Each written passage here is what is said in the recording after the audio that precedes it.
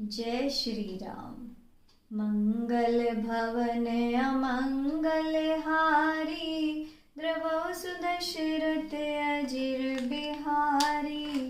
जय सिया राम जय जय सिया राम। दीन दयाल बिरधु संभारी, हरऊ नाथ मम संकट भारी। जय सिया राम जय जय सिया राम। जय सिया राम जय जय हनुमान। शूर्पणखा के वचन सुनते ही सभासद अकुलाकर उठ पड़े। उन्होंने शूर्पणखा की बाह पकड़कर उसे उठाया और समझाया। लंकापति रावण ने कहा, अपनी पूरी बात तो बता, किसने तेरे नाक कान काट लिए? वह बोली, अयोध्या के राजा दशरथ के पुत्र, जो पुरुषों में सिंह के समान हैं, वन में शिकार खेलने आए हैं। उनकी करनी से मुझे ऐसा जान पड़ता है कि वे पृथ्वी को राक्षसों से रहित कर देंगे। जिनकी भुजाओं का बल पाकर हे दशमुख मुनि लोग वन में निडर होकर विचरने लगे हैं, वे देखने में तो बालक हैं पर हैं काल के समान। वे परम धीर श्रेष्ठ धनुर्धर और अनेक गुणों से युक्त हैं। दोनों भाइयों का बल और प्रताप की बराबरी कोई नहीं कर सकता। वे राक्षसों का वध करने में लगे हैं और देवता तथा मुनियों को सुख देने वाले हैं। वे शोभा के धाम हैं, राम ऐसा उनका नाम है। उनके साथ एक सुंदरी तरुणी स्त्री है। विधाता ने उस स्त्री को ऐसी रूप की राशि बनाया है कि अगणित रति कामदेव की स्त्री उस पर निछावर हैं। उन्हीं के छोटे भाई ने मेरे नाक कान काट डाले। मैं तेरी बहन हूँ, यह सुनकर वे मेरी हंसी उड़ाने लगे। मेरी पुकार सुनकर खरदूषण सहायता करने आए, पर उन्होंने क्षण भर में समस्त सेना को मार गिराया। खरदूषण और त्रिशरा का वध सुनकर रावण के सारे अंग जल उठे। उसने शूर्पणखा को समझाकर बहुत प्रकार से अपनी शक्ति का वर्णन किया, किंतु मन में वह अत्यंत चिंतित होकर अपने महल में गया। उसे रात भर नींद नहीं आई। वह मन ही मन विचार करने लगा, देवता मनुष्य असुर नाग और पक्षियों में कोई ऐसा नहीं जो मेरे सेवक की बराबरी कर सके। खरदूषण तो मेरे ही समान बलवान थे, उन्हें भगवान के बिना और कौन मार सकता है। देवताओं को सुख देने वाले और पृथ्वी का भार हरण करने वाले भगवान ने ही यदि अवतार लिया है, तो मैं जाकर उनसे हठ पूर्वक शत्रुता करूँगा और प्रभु के बाण से प्राण त्याग कर भव सागर से तर जाऊँगा। इस तामस शरीर से अब भजन तो होगा नहीं, इसलिए मन क्रम और वचन से अब यही दृढ़ निश्चय है कि मैं प्रभु से वैर लेकर उनके हाथों मरकर मोक्ष प्राप्त करूं। और यदि वे साधारण मनुष्य रूप कोई राजकुमार होंगे तो मैं रण में उन्हें जीत लूँगा और दंड स्वरूप उनकी स्त्री का हरण कर लूँगा। यों विचार कर रावण रथ पर चढ़कर अकेला ही वहां चल दिया जहां समुद्र के तट पर मारीच रहता था।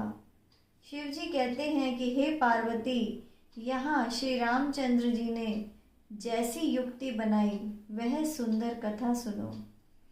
लक्ष्मण जी जब कंद मूल फल लेने के लिए वन में चले गए, तब एकांत पाकर कृपा और सुख के समूह श्री रामचंद्र जी हंसकर जानकी से बोले, हे प्रिय, हे सुंदर पातिव्रत धर्म का पालन करने वाली सुशीले, सुनो, मैं अब कुछ मनोहर नर लीला करूँगा। इसलिए जब तक मैं समस्त राक्षसों का नाश करूं, तब तक तुम अग्नि में निवास करो। श्री राम जी ने ज्यों ही सब समझाकर कहा, उसी समय श्री सीता जी प्रभु के चरणों को हृदय में धारण कर अग्नि में प्रवेश कर गईं। सीता जी ने अपनी ही छाया मूर्ति वहां रख दी, जो उनके जैसी ही शील स्वभाव और रूप वाली तथा वैसी ही विनम्र थी। भगवान ने जो कुछ लीला रची, इस रहस्य को लक्ष्मण जी भी नहीं जान पाए। स्वार्थपरायण और नीच रावण वहां गया जहां मारीच था और उसको सिर झुकाया। निकृष्ट का झुकना भी अत्यंत दुखदायी होता है, जैसे अंकुश, धनुष, सांप और बिल्ली का झुकना। हे भवानी, दुष्ट की मीठी वाणी भी उस प्रकार डरावनी होती है जैसे बिना ऋतु के फूल। तब मारीच ने उसका सम्मान करके आदरपूर्वक बात पूछी। हे तात, आपका मन किस कारण इतना अधिक व्यर्थ है और आप अकेले क्यों आए हैं? अभागे रावण ने सारी कथा अभिमान सहित उसके सामने कह डाली। फिर कहा, तुम छल करने वाले कपट मृग बनो, जिस उपाय से मैं उस राजवधू का हरण कर लाऊं। तब मारीच ने कहा, हे दशशीष, सुनिए, वे मनुष्य रूप में चराचर के ईश्वर हैं। हे तात, उनसे वैर न कीजिए। उन्हीं के मारने से मरना और उनके जलाने से जीना होता है, अर्थात सबका जीवन मरण उन्हीं के अधीन है। यही राजकुमार मुनि विश्वामित्र के यज्ञ की रक्षा करने गए थे। उस समय श्री रघुनाथ जी ने बिना फल का बाण मुझ पर मारा था, जिससे मैं क्षण भर में 100 योजन पर आ गिरा था। उनसे वैर करने में कल्याण नहीं है। मेरी दशा तो भृंगी के कीड़े की तरह हो गई है। अब मैं जहाँ तहाँ श्री राम लक्ष्मण दोनों भाइयों को ही देखता हूँ। और हे तात, यदि वे मनुष्य हैं तो भी बड़े शूरवीर हैं, उनसे विरोध करने में सफलता नहीं मिलेगी। जिसने ताड़का और सुबाहु को मारकर शंकर जी का धनुष तोड़ दिया और खर, दूषण और त्रिशरा जैसे वीरों का वध कर डाला, ऐसा प्रचंड बलि का क्या मनुष्य हो सकता है? अतः अपने कुल की भलाई सोचकर आप घर लौट जाइए। यह सुनकर रावण जल उठा और उसने बहुत सी गालियां दी। अरे मूर्ख, तू गुरु की तरह मुझे उपदेश दे रहा है। बता तो, संसार में मेरे समान योद्धा कौन है?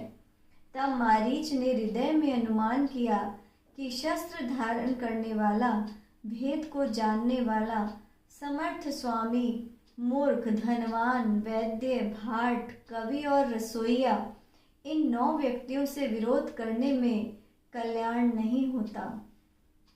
जब मारीच ने दोनों प्रकार से अपना मरण देखा, तब उसने श्री रघुनाथ जी की शरण जाने में ही कल्याण समझा। सोचा कि ना करते ही यह अभागा मुझे मार डालेगा, फिर श्री रघुनाथ जी के बाण से ही क्यों न मरूं।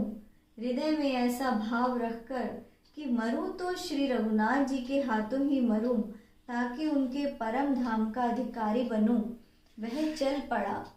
श्री राम जी के चरणों में उसका अखंड प्रेम है। उसका मन यह सोचकर हर्षित है कि आज मैं अपने परम स्नेही श्री राम जी के दर्शन करूंगा, मगर अपनी यह खुशी उसने रावण पर प्रकट न होने दी। वह मन ही मन सोचने लगा, अपने परम प्रियतम का दर्शन कर नेत्रों को सफल करके सुख पाऊंगा। जानकी जी सहित और छोटे भाई लक्ष्मण जी सहित कृपा निधान श्री राम जी के चरणों में मन लगाऊंगा, जिनका क्रोध भी मोक्ष देने वाला है और जिनकी भक्ति उन अवश्य को भी वश में करने वाली है। आहा, वे ही आनंद के समुद्र श्री हरि अपने हाथों से बाण मारकर मेरा वध करेंगे। धनुष बाण धारण किए मेरे पीछे पीछे पृथ्वी पर दौड़ते हुए प्रभु को मैं लौट लौट कर देखूंगा। मेरे समान धन्य दूसरा कोई नहीं है। मंगल भवन अमंगल हारी, द्रवौ सुदशरथ अजिर बिहारी। जय सिया राम, जय जय सिया राम। दीन दयाल बिरधु संभारी, हरऊ नाथ मम संकट भारी। जय सिया राम, जय जय सिया राम, जय सिया राम, जय जय हनुमान। जय श्री राम।